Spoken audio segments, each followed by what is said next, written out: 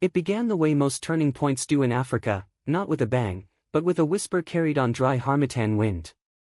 In the capital city of Ouagadougou, the air that morning was thick with dust and tension. The sun hadn't yet reached its peak, but the Ministry of Foreign Affairs buzzed like a market before rain. Suits moved briskly between pillars. Phones rang with the sharpness of incoming foreign pressure. Inside the modest presidential office, Ibrahim Traoré sat cross-legged on a worn leather couch. His uniform was plain, his boots dusty, as always. Before him, a tray of unsweetened tea cooled untouched. A folder lay open beside it, thick with proposals, charts, and diplomatic opportunities that smelled like chains. But his eyes weren't on paper. They were locked on a window pane, fogged from the inside.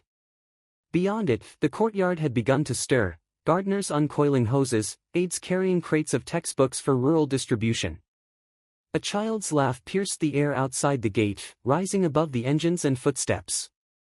A knock interrupted the moment. Marie, his longtime aide, entered with the tight expression of someone who'd been holding her breath too long. "They're here," she said simply. He turned, his gaze patient but unwavering. "Let them wait 5 minutes." She nodded. There was no need to ask why. Across the compound, 3 foreign delegates sat in a high-ceilinged conference room flanked by AC vents that hummed louder than the conversation. They were from a Western Economic Alliance, a euphemism for a bloc known more for their strings than their support. And they had come with a glittering promise. Aid. Millions of it. Infrastructure, loans, capacity building. It was all on the table, if he played the game the way they wanted it played.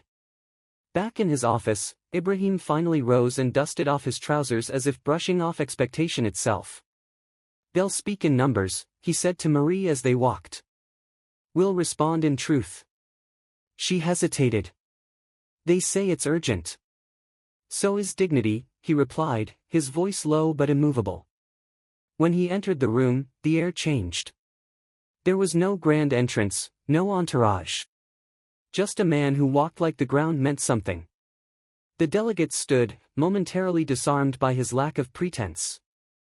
The eldest among them, a silver-haired man with the practiced calm of someone used to buying agreement, offered a smile with the weight of a checkbook behind it. "President Traoré," he began, "we appreciate you taking the time." Ibrahim nodded once. "Speak." It wasn't hostility. It was clarity. The diplomat launched into the pitch. Slide decks clicked to life. Words like partnership, stability, and regional alignment flowed like syrup, sweet but sticky. They spoke of megaprojects and investment. They mentioned debt forgiveness, technical advisors, and development plans drafted in cities thousands of miles away. Then came the number. $700 million. A silence settled. Ibrahim leaned back, his hands folded loosely. "And in return?" he asked, though he already knew. A pause. Then the diplomat said it plainly, as if candor was a favor. "Military access to the Eastern Corridor. Oversight of your resource contracts. Alignment with our economic framework. Nothing unusual." Marie flinched slightly. Ibrahim did not. He looked down for a moment, as though searching for something beneath the surface of their words. Then he looked up, and spoke. One word. A word that no interpreter needed. No. It did not echo. It landed. The room didn't erupt. It shrank. The lead diplomat's smile faltered. "I'm not sure I understand. This is a significant offer. Generational change for your country." Ibrahim stood, slow and steady. "Burkina Faso is not a pet project," he said. "It is not a showroom for foreign models.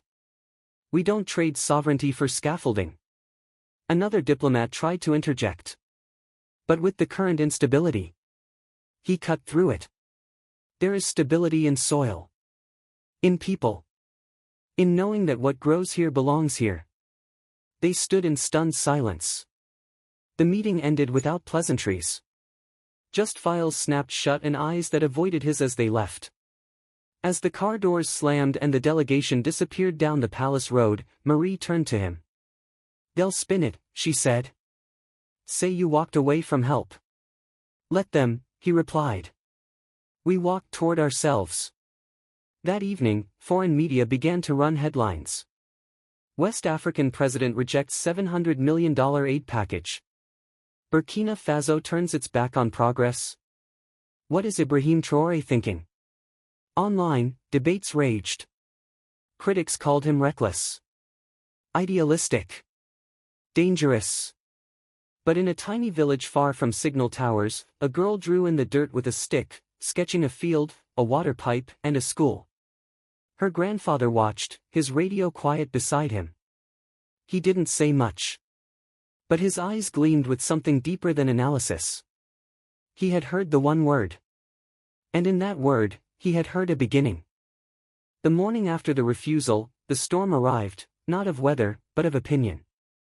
Across major Western outlets, news anchors wore thin smiles as they discussed the shocking rejection. A former diplomat on a popular network leaned forward with theatrical concern. "This is either genius or suicide.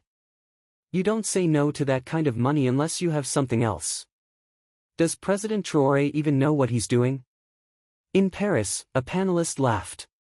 "What do they plan to build, dignity huts?" It spread fast. From Brussels to Johannesburg, from Nairobi to New York, the headlines didn't just cover the event, they dissected it. Twitter boiled with takes. Analysts wrote op-eds calling Ibrahim everything from a visionary nationalist to a reckless populist. The algorithm loved it. The truth did not. Inside Burkina Faso, the temperature rose. By midday, the Minister of Finance had called an emergency cabinet session. In that chamber, the air was sharper. The president wasn't present, by design. He wanted them to speak freely. And they did. "This could have doubled our national budget," the Minister of Trade said, gripping his pen like a weapon.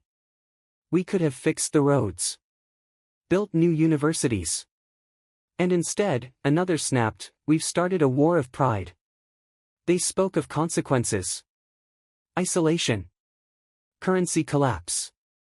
Retaliatory measures. One even hinted, thinly veiled, at leadership review.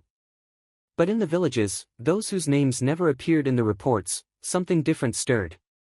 In Kédougou, an elder leaned over a radio and whispered to his grandson. He said, "No for us. Not for power. Not for votes. For us." The boy nodded, not understanding fully, but sensing weight in his grandfather's voice.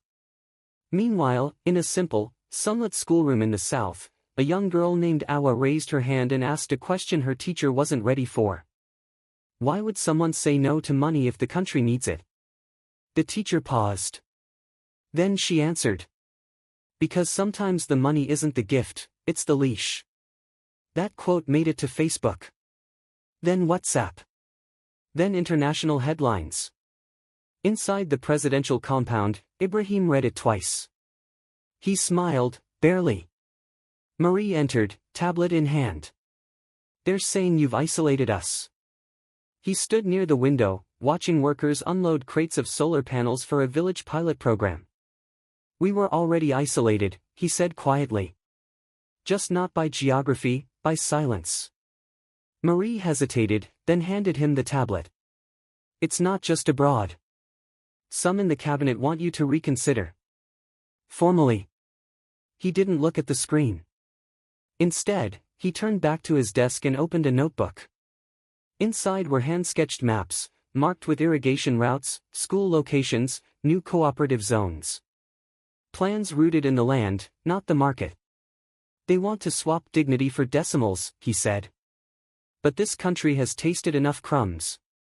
It's time we learned to bake." Marie looked down. "They might move to force a vote." He nodded once. "Let them. But first."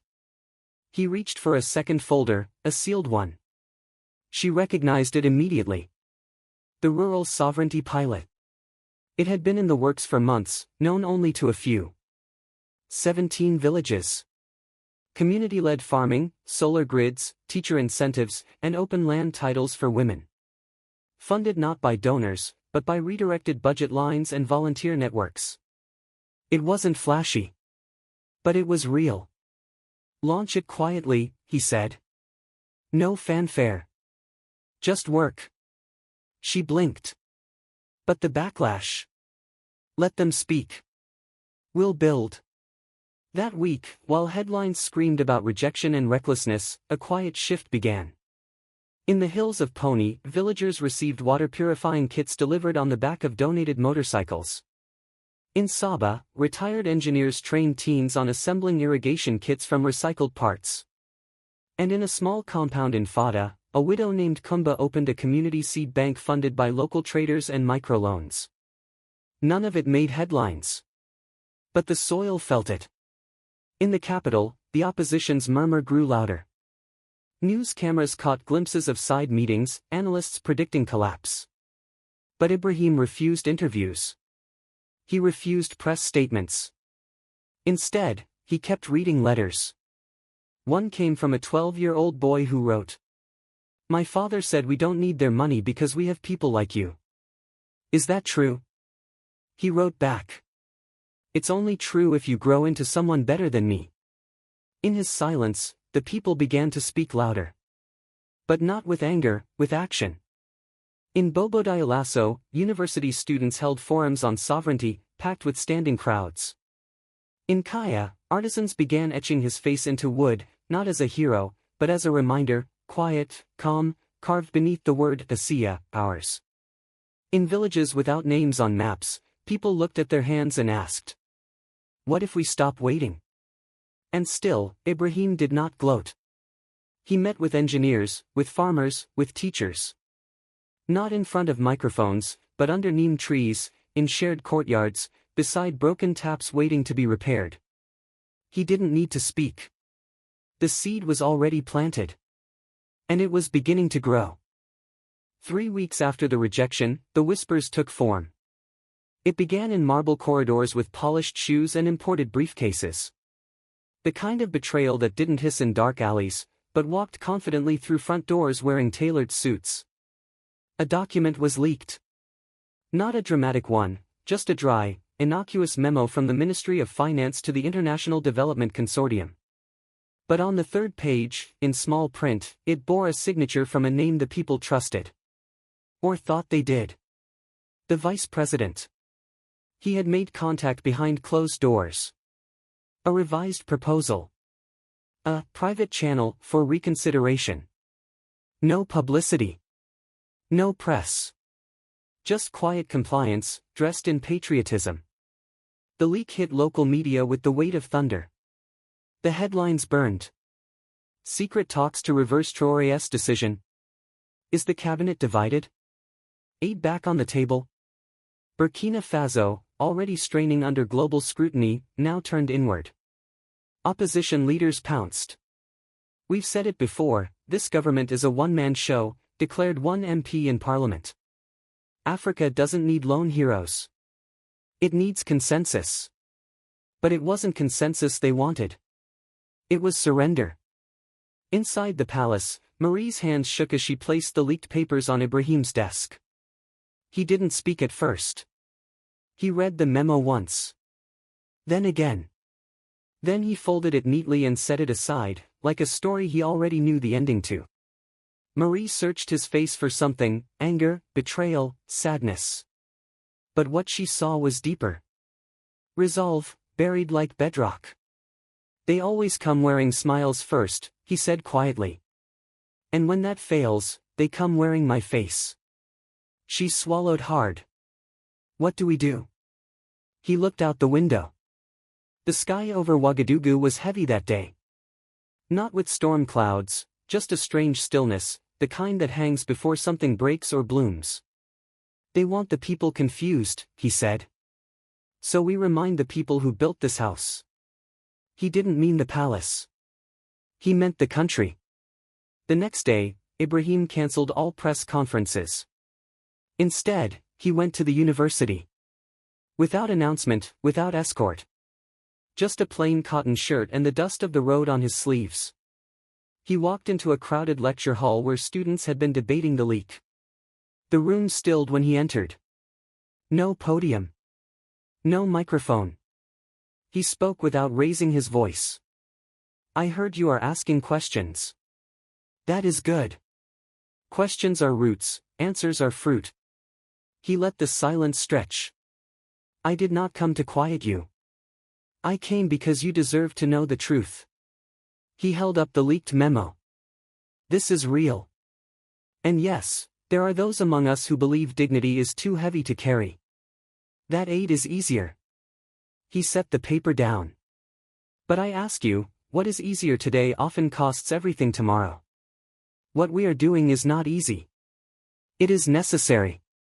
A student stood up. But what if we fail? He smiled gently. Then we fail trying to stand. Not kneeling. The room erupted, not in applause, but in something louder, understanding. Later that week, he visited the fields of Toma, where a new irrigation canal, built with local tools and teenage hands, was finally complete. The villagers gathered to celebrate, but he raised his hand. This is not celebration, he said. This is proof. They didn't need to cheer. The water flowing through red soil was applause enough. But the political storm in the capital worsened. Cabinet members met late into the night. The vice president defended his move. It was just a safeguard, he claimed. A precaution. In case your plan didn't work. Ibrahim listened. And then, for the first time since taking office, he raised his voice. Do you safeguard against a storm by selling your neighbor's roof? The room fell to silence. He dismissed the meeting. Not with anger, but with finality. The vice president was asked to resign the next morning. It sent shockwaves through government circles. International news spun it fast. Traoré purges cabinet in defiance of West. Rift in Burkina Faso's government widens. Leadership crisis or moral stand? But in the market squares and village wells, the people saw something else. Not crisis. Clarity. He wasn't just resisting foreign influence. He was resisting the quiet rot that grows from within. In Dori, a blacksmith etched a phrase into the handle of a hoe. We plant even when storms gather. And in Kapila, children in a chalk-dusted classroom were asked to define the word integrity. One boy wrote, when your heart and your mouth say the same thing, even when it's hard. Ibrahim read that note later that night. He placed it next to his family photo. And the file for the next phase of the pilot program. The rains came late that year. And when they came in whispers, light showers instead of torrents. In most countries, it would have gone unnoticed. But in Burkina Faso, it mattered.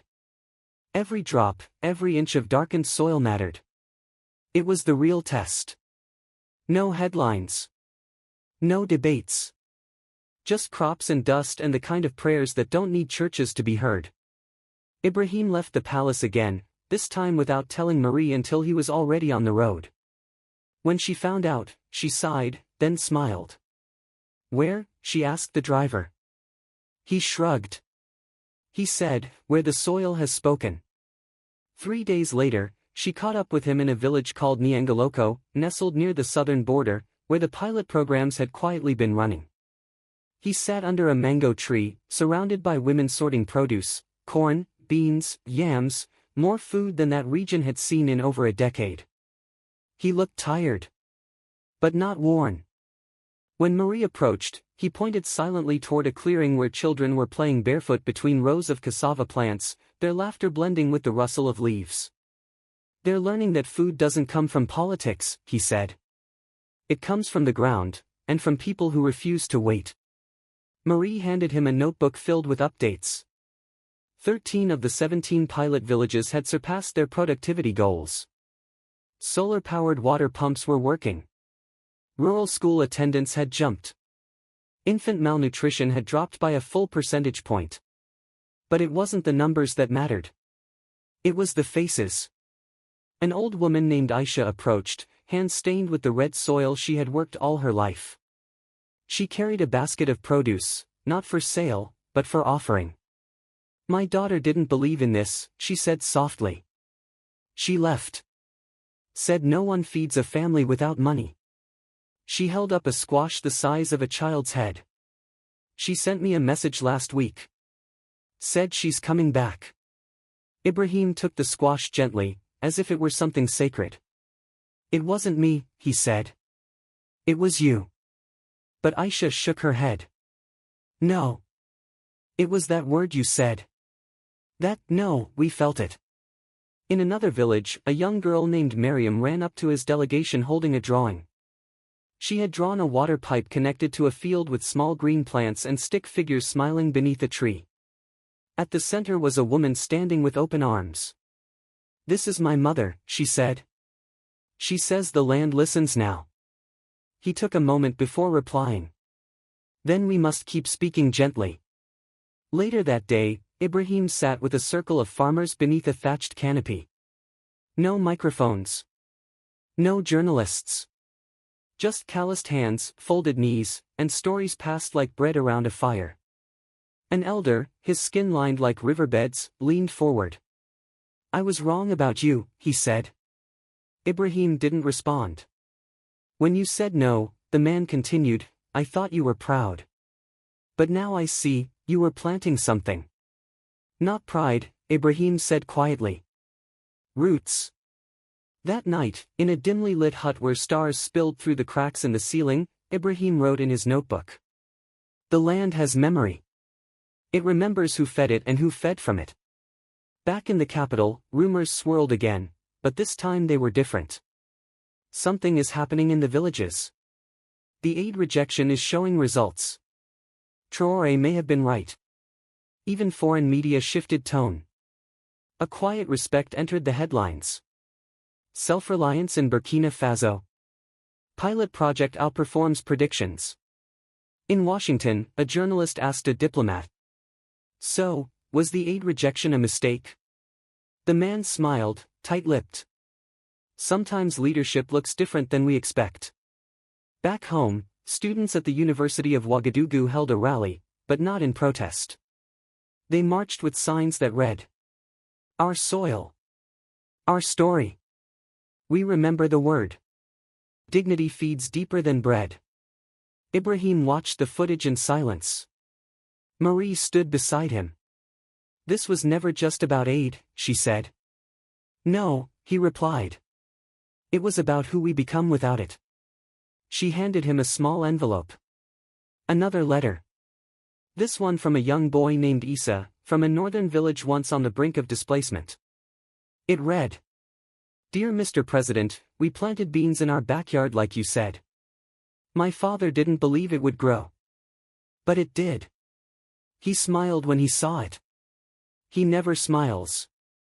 Ibrahim folded the letter slowly. Put it in his coat pocket.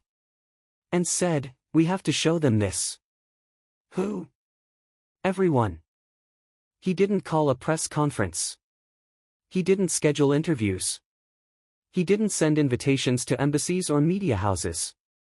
Instead, Ibrahim Traoré sent handwritten letters. One by one, they went out, not to presidents or pundits, but to people. To Aisha in Niangaloko, who gave her harvest to neighbors before selling it. To Miriam, the girl who drew water pipes with crayons and believed her mother could speak to the land. To Issa, whose backyard beans made his father smile again. To local engineers. Solar technicians. Volunteer teachers. Village chiefs. Midwives. Each envelope contained a note and a request. Come to Ouagadougou. Not to be thanked, but to be seen. And they came. In buses, trucks, donkey carts. On foot. From hills, fields, riverbeds, and dusty tracks that didn't even appear on maps. They arrived not wearing suits, but wearing their work, dusty tunics, sun-worn headscarves, calloused palms stained with soil and ink and hope. The courtyard of the presidential compound, once reserved for dignitaries and diplomatic motorcades, now held wooden stools and straw mats. Pots of stew and leafy sauce simmered on open fires nearby. There were no press cameras. No logos. No red carpet. Just a nation, returning to itself. When Ibrahim finally stepped out, he didn't take the stage. He walked between the rows of people. Greeted them with both hands. Sat with elders. Lifted children onto his knee. And then, standing beneath a neem tree older than the state itself, he spoke. Not to impress, but to reflect. A few months ago, I said one word. And that word was heavy. He looked around. It made some angry. Made others afraid. But look where we are. He gestured, not to the palace, but to the people. We did not break. We bent toward each other. And in bending, we became strong. He paused as a breeze stirred the canopy overhead. I did not build this. You did. With your hands. With your backs. With your belief that we don't have to be owned to be helped. That age should never arrive wearing chains. The crowd was silent. Listening. We were told we were poor. But we had knowledge. We were told we were weak. But we had patience. We were told we were dependent. But we had land. He stepped forward. We are not against the world. We are for ourselves. And we invite the world to join us, on our terms, not theirs. An old man in the back began to clap. Slowly. Then others joined. Then many. Not a roar, but a wave. A soft, rising wave that reached every corner of the compound. Later that evening, under soft lanterns and smoky cooking fires, they sang. Songs not about politics, but about seasons, ancestors, and returning children. And somewhere in the corner, a teenage boy sketched the scene. A circle of people beneath a tree. A quiet man in the center. Around them, no walls. Just fields. Just open sky. Within days, word spread. But not through newspapers. Through mouths. Through radios and markets. Through videos captured on cracked smartphones and shared across villages and continents. No headline could capture it. But one image came close. A photograph of President Ibrahim Traoré crouched in the dirt, planting a small baobab sapling beside a barefoot girl. The caption read. He said no. And then he started planting. It went viral. Not just in Burkina Faso, but across Africa. In Ghana, students held a roundtable titled The New Sovereignty. In Kenya, a grassroots campaign was launched, Grow What We Own. In the diaspora, hashtags trended. Hashtag one word enough. Hashtag lead like Ibrahim. Hashtag soil over silver. Even foreign journalists began writing a different kind of headline. The African president who turned down millions and grew a movement. The aid bloc that once made the offer issued a carefully worded statement. They expressed respect for Burkina Faso's development path, and offered to observe and support non-intrusive initiatives. But the people had already responded. In a school outside of Kédougou, children were asked to write short stories titled, What is Dignity? A boy named Malik wrote just one sentence. Dignity is saying no when everyone expects you to say yes. In that same school, the lunch program had doubled its yield, because the local farm attached to it had produced its first surplus in 10 years. That farm was run by mothers. That farm was part of the pilot. 1 month later, Marie stood outside the compound watching the horizon glow orange with morning light. She turned as Ibrahim approached, a thermos of tea in one hand, a sheaf of notes in the other. You didn't sleep, she said. He smiled. The land didn't either.